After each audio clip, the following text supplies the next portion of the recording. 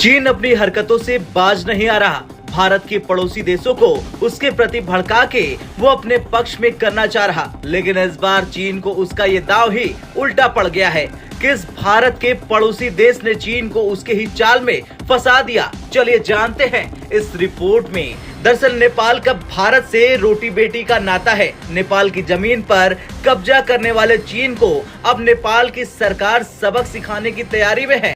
ये एक इत्तेफाक ही है कि हमले पर हमले पाकिस्तान में होते जा रहे हैं और पाकिस्तान की सरकार चाइना से अभी भी लौटी है। इंडिया के इलेक्शन हुए और उसमें मोदी साहब की हुकूमत बरसरे इक़्तिदार आई और उसके बाद पाकिस्तान की तरफ से जो मुबारकबाद है वो काफी ताखीर से वहां पर पहुंची, लेकिन हमने ये देखा कि पूरा ग्लोबल साउथ वहां पर नरेंद्र मोदी साहब की स्वेरिंग इन सेरेमनी पर मौजूद था। तो चीन वो बदमाश है, चीन वो देश है जो इसके संग जाएगा ये उसको बर्बाद कर देता है। आपने देखा किस तरीके से पाकिस्तान की हालत हुई।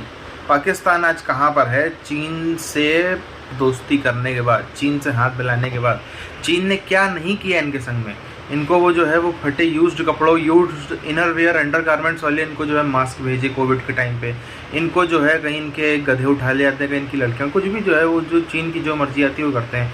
इनके यहाँ पे जो चीनी ऑफिसर्स आते हैं, चाहे वो सीपेक बनाने के लिए आ रहे हो, चाहे अलग अलग काम से आ रहे हो, उनको ऐसे ट्रीटमेंट मिलता है जैसे पूरे पाकिस्तान के दमाद हो। तो ये सब चीज़ें हैं जो पाकिस्तानी समझ तो नहीं पाए। चीन के अंदर मुसलमानों के संग क्या हो रहा है ये भी किसी से ढका छुपा नहीं है। नेपाल के संग भी चीन ने वही चीज़ चालू कर दी। नेपाल की तो चीन सीधे सीधे ज़मीन हड़पना चाहता है। अगर अभी भी ये नेपाल की जनता नहीं समझेगी तो इनका हाल वही तिब्बत वाला होगा, उससे ज़्यादा कुछ भी नहीं होगा। अभी भी इनको समझ आना चाहिए कि इंडिया इनका दोस्त है, ना कि चीन। प्रचंड सरकार ने चीन के साथ सीमा के संयुक्त निगरानी का समझौता किया था, लेकिन बीजिंग इससे अब भाग रहा। इससे चीन की मंशा अब नेपाल के सरकार के सामने आ गई। नेपाल सरकार चीन के झूठे वादों से परेशान हो गई और अब इस पूरे मुद्दे को जिनपिंग सरकार के समक्ष उठाने की तैयारी में है नेपाल की प्रचंड सरकार। नेपाल और चीन के बीच 16वें दौर की राजनयिक बातचीत होने जा रही। 25 जून को दोनों देशों के बीच ये बातचीत होगी। चीन ने उप विदेश मंत्री सुन वेइडोंग को इस बैठक के लिए काठमांडू भेजा है। नेपाल के विदेश मंत्री नारायण काजी श्रेष्ठ ने कहा कि इस बैठक में चीन और नेपाल के बीच सभी मुद्दों पर बातचीत होगी।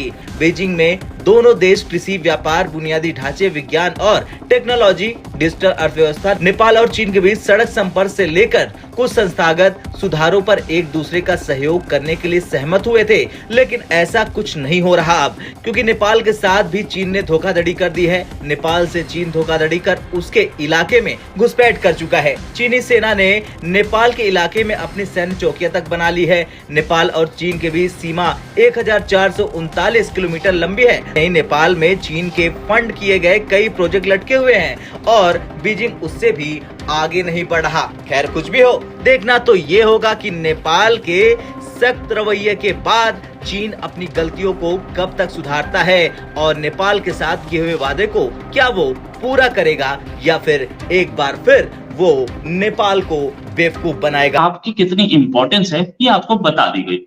जस्टिन ट्रूडो वही हैं जो खालिस्तानियों को अपने कंट्री में बचा के रखते हैं, संभाल के रखते हैं और उनको शरण देते हैं और इंडिया के ऊपर गाए बगाए कुछ ऐसे आरोप भी लगा देते हैं जिसका प्रूफ उनके हाथ में होता नहीं है। चाहे वो निज्जर की हत्या हो या खालिस्तानियों के ऊपर हमले, सारे आरोप लगते रहे हैं। जस्टिन ट्रूडो ने अपने ही कंट्री में लगाए। पार्लियामेंट दाऊद शाह, जो आप बोले, इधर हमला मुजाहिदीन ने किया और एक ऑयल फैसिलिटी पे हुआ। ये इंपॉर्टेंट क्यों है खबर, मैं इस पर भी बात करूंगा और ये भी कि क्या हुआ इस अटैक में, इस हमले में कैजुअलिटीज दोनों साइड्स थी, कोई एक साइड नहीं थी। साथ में खबर बताना इसलिए भी जरूरी है कि पाकिस्तान के आर्मी चीफ और पाकिस्तान के प्राइम मिनिस्टर को अभी हाल में 2 दिन पहले पाक चाइना में फटकार पड़ी है।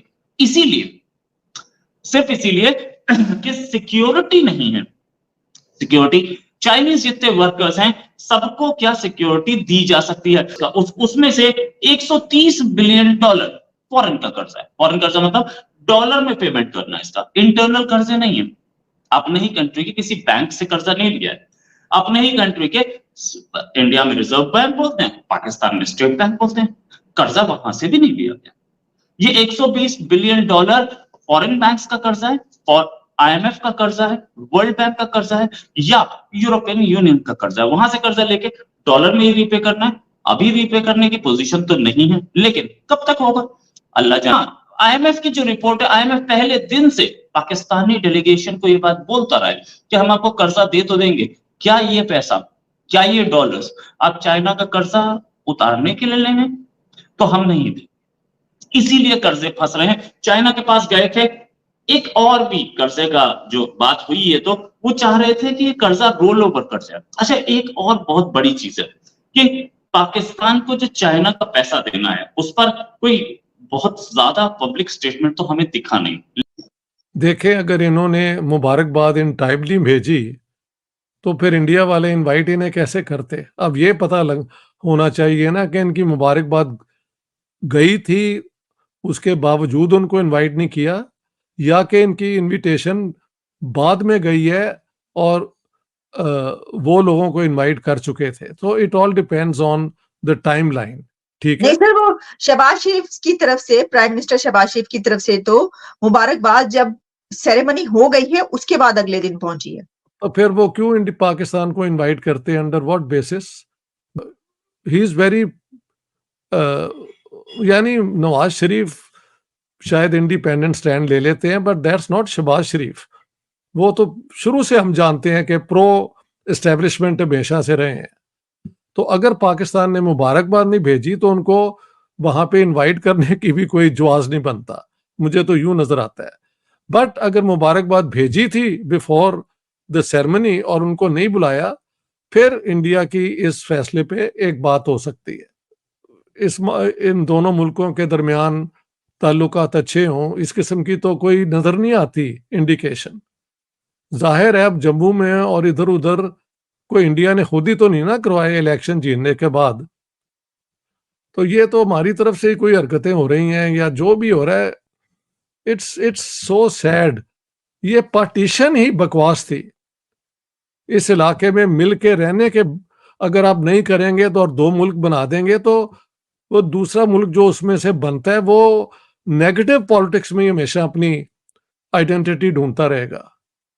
तो ये है ट्रेजेडी। देखें, जहां तक इंडियन एक्सटर्नल पॉलिसी है वो पिछले सालों में खासी इंडिपेंडेंट नजर आई है।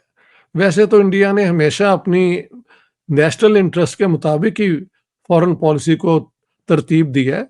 तो बड़ी खबर ये भी आ रही है किस तरीके से चीन ने नेपाल के संग भी विवाद चालू कर दिया। वो ये कहते हैं ना, विनाश काले विपरीत बुद्धि, और भारत के लिए बहुत अच्छा है ये। भारत को फिर से एक एडवांटेज मिलेगा।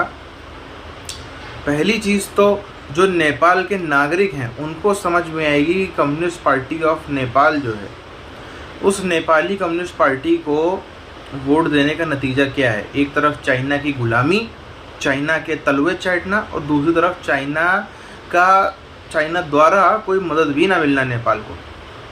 चाइना ने कुछ भी नेपाल के लिए नहीं किया है। चाइना ने सिर्फ ये ज़रूर सच है कि कम्युनिस्ट पार्टी ऑफ नेपाल जो है उनकी जेब भरी है। जो नेपाल के वामपंथी नेता हैं, KP शर्मा ओली से लेकर और भी कई सारे, उनकी जेबें भरने का ढंग से काम किया है, उसमें कोई कमी नहीं छोड़ी। उनकी भी विदेशों में प्रॉपर्टियां बनी, उनकी भी खूब उन्होंने पैसा छीड़ दिया। 7 पुश्ते बैठ खाएंगी, इतना पैसा छीड़ दिया है इन वामपंथी नेताओं ने नेपाल के। लेकिन अब जनता को समझना चाहिए ये बात। जनता को ये चीज़ समझनी चाहिए कि इस तरीके से ही चलता रहा तो फिर आगे चीज़ें किस तरफ जाएंगी, स्थिति किस तरफ बनेगी। अभी भी आप देखो ना, तो चीन ने एक तरफ तो ताइवान से भी पंगा लेंगे, इंडिया से भी पंगा लेंगे, उधर इससे भी नॉर्थ कोरिया से इनका चलता रहता है, फलाने से चलता रहता है, ढिमकाने से चलता रहता है, कभी वियतनाम से लड़ जाएंगे, अब नेपाल से भी, पाकिस्तान से भी। अगर आप आजकल खबरें सुन रहे हो तो आप सुनते होंगे कि जो पाकिस्तान है वो चीन से उसका संबंध अच्छे नहीं है। पाकिस्तानी PM वहाँ जाते हैं चीन तो वहाँ से खाली हाथ लौट के आते हैं। साथ ही साथ में चीन ने कर्जा देना तो छोड़ो, इनके ऊपर जुर्माने ठोकना चालू कर दिए। साथ साथ में नेपाल के ऊपर भी यही हो रहा है। नेपाल से भी जो है वो चीन ने साफ तौर पर अपना रिश्ता किनारे कर लिया है और नेपाल की ज़मीन हड़पना चाहता है चीन। अभी भी अगर नेपाल की जनता नहीं समझेगी और इन वामपंथियों को नेपाल की सत्ता से बाहर नहीं करेगी तो तिब्बत जैसा हाल होने में नेपाल के ज़्यादा देर नहीं लगेगी।